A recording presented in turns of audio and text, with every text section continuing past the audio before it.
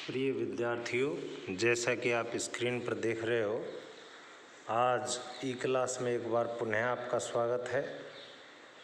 मैं Ramjeet Yadav, assistant professor, government college Tijara. प्यारे बच्चों, बीए द्वितीय वर्ष की काव्य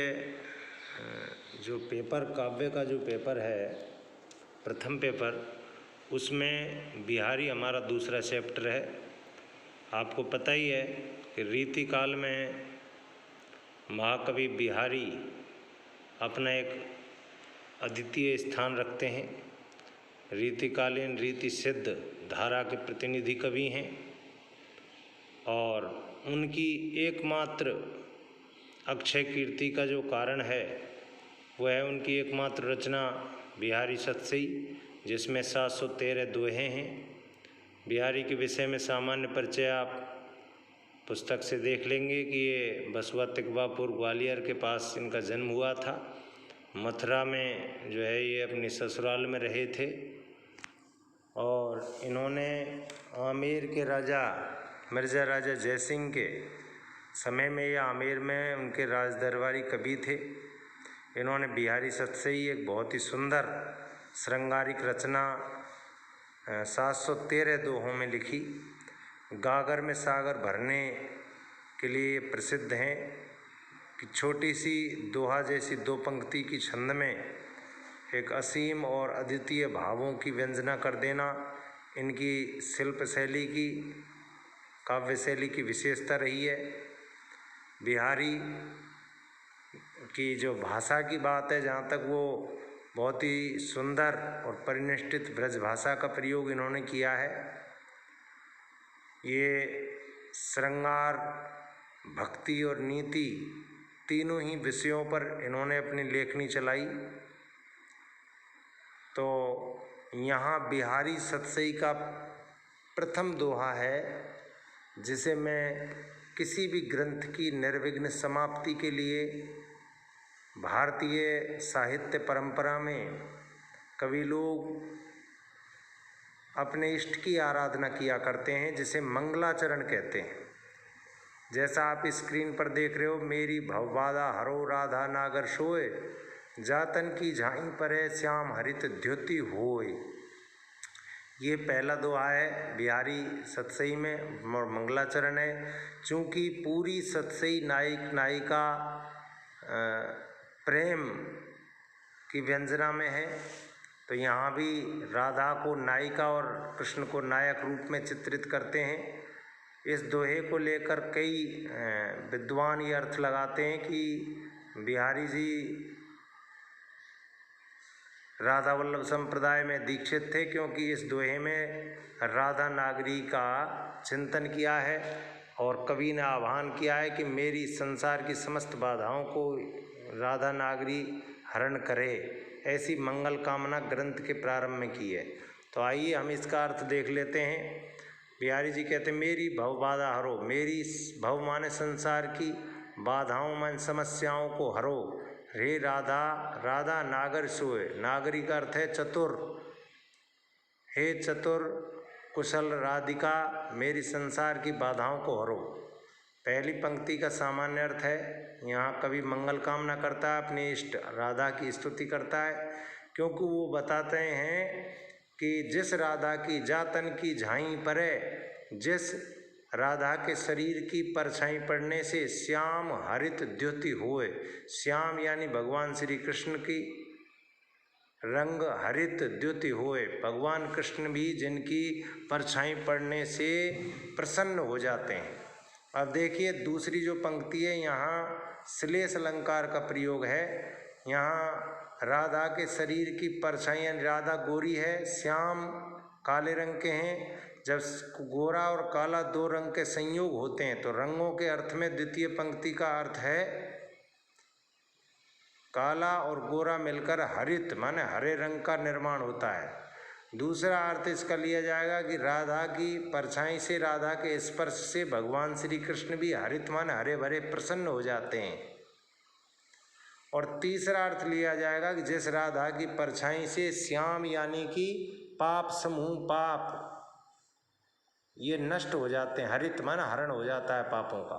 तो एक अर्थ तो यहाँ पापों के हरण के अर्थ में है, दूसरा श्री कृष्ण की प्रसन्नता के अर्थ में है, तीसरा भगवान श्री कृष्ण के साथ राधा यदि कहीं विराजमान है तो उनकी युगल छवि एक हरित रूप में दिखाई देती है। इस तरह यहाँ पर श्लेष अलंकार है और मंगलाचरण का ये प्रथम दोहा है बिहारी सतसई का। श्लेष काव्यलिंग और रूपक अतिशयोक्ति अलंकार है, सुंदर सरस और तत्संप्रधान ब्रज भाषा का प्रयोग है। दूसरा दोहा हम देखते हैं, नीकी दई आना कनी फीकी परी गुहार तजो मनोतारण बिरद बारक बारण तार। यहाँ पर कवि बिहारी एक भक्त के रूप में आते हैं और जिस तरह एक पुत्र अपने पिता को उपालंब दे दे या भक्त अपने भगवान को उपालंब दे दे, तो यहाँ पर उपालंब दे रहा है बिहारी कि नीकी दई आनाकनी। आनाकनी का मतलब है अनसुनी, नीकी माने अच्छी करी। हे प्रभु आपने मेरी अनसुनी अच्छी की, यानी कि मैं बहुत दिनों से प्रार्थना कर रहा हूँ। फीकी परी गुहार, और मेरी गुहार यानी प्रार्थनाएं फीकी पड़ गई हैं। तजो मनोतारण विरद, तजो मनो माने मानो, तजो माने छोड़ दिया है, तारण विरद माने पापियों के उद्धार का, विरद का अर्थ होता है यश, तारने का यश, संसार से पार उतारने का जो यश है तुम्हारा वो आपने छोड़ दिया है। बारक बारन तार, बारक माने एक बार, बारन का अर्थ है हाथी को, तार मान उद्धार करके। जैसा कि आपको पता है हमारी पौराणिक कथाओं में ग्राह ने यानी मगरमच्छ ने हाथी जो एक भगवान का पूर्व जन्म का भक्त था उसको पकड़ लिया और मारने लगा, खींचने लगा पानी में, तो भगवान ने स्वयं नंगे पैर दौड़ करके उसकी रक्षा की। तो यहाँ बिहारी उपालंब दे रहा है अपने प्रभु को कि आपने एक बार हाथी का उद्धार क्या कर दिया, उसके बाद तो अपने भक्तों को उद्धार करना ही छोड़ दिया कि मैं इतने दिन से पुकार कर रहा हूँ फिर भी मेरी आप बहुत अच्छी अनसुनी कर रहे हो। दूसरे दोहे में यहाँ वक्रोक्ति अलंकार है, रूपक और उत्प्रेक्षा का भी पुट है। अब यहाँ तीसरा दोहा देखते हैं, झीने पट में झुलमुली झलपकाती ओप अपार, सुरतर की मन सिंध में लसत सपल्लव डार। यहाँ पर एक सुंदर नायिका का चित्रण बिहारी जी करते हैं कि झीने पट में झुलमुली यानी पतील वस्त्र है जिसमें उसका चेहरा, और झुलमुली का अर्थ है कर्ण आभूषण। कर्ण आभूषण झलकत माने शोभायमान है, ओपमान उसकी सुंदरता, अपार मान अपार। उस नायिका के कान के आभूषण उस झीले यानी पतले पट में बहुत ही सुंदर दिखाई दे रहे हैं। और वो पट कैसा है, नीला है, क्योंकि हम नीचे की लाइन से इसका अर्थ लेते हैं, सुरतर की मन सिंध में। सुरतर का अर्थ है कल्प वृक्ष की, मानो सिंधु माने सागर में, सागर का रंग नीला होता है। सुरतर का अर्थ, सुरतर यानी कल्प वृक्ष का रंग सुनहरा होता है। नायिका सुनहरी है, उसके जो साड़ी है, वस्त्र है वो नीला है। तो लसत सपल्लव डार, पल्लव यानी पत्तों सहित, शाखाओं सहित उसकी डालियों सहित, पल्लवों से पत्तों सहित डालियाँ शोभायमान हैं। यहाँ पर हम ये अर्थ ले सकते हैं कि एक सुंदर नायिका ने जो इसने नीले रंग की साड़ी पहन रखी है, उसकी जो कर्णाभूषण है वो उसमें जो झीने पट में, झीने कपड़े में इतना सुंदर दिखाई दे रहा है। इस तरह झलकता है जैसे किसी सागर में कल्प वृक्ष जैसे सुनहरे वृक्ष को की डालें पत्तों सहित सुशोभित हों। यहाँ नायिका के हाथ, पैर, कान, नाक, आँख, मुंह सारे ही पल्लवों सहित डाल का अर्थ यहाँ यही है कि नायिका के सभी अंग उपांगों का की सुंदरता का ओप अपार, ओप यानी सुंदरता अपार दृष्टिगत होती है। तो यहाँ पर भी अनुप्रास और उत्प्रेक्षा है, मनु मानो तनु जनु जानो आदि से हम उत्प्रेक्षा अलंकार लेते हैं। तो आज की कक्षा में प्यारे विद्यार्थियों बस इतना ही।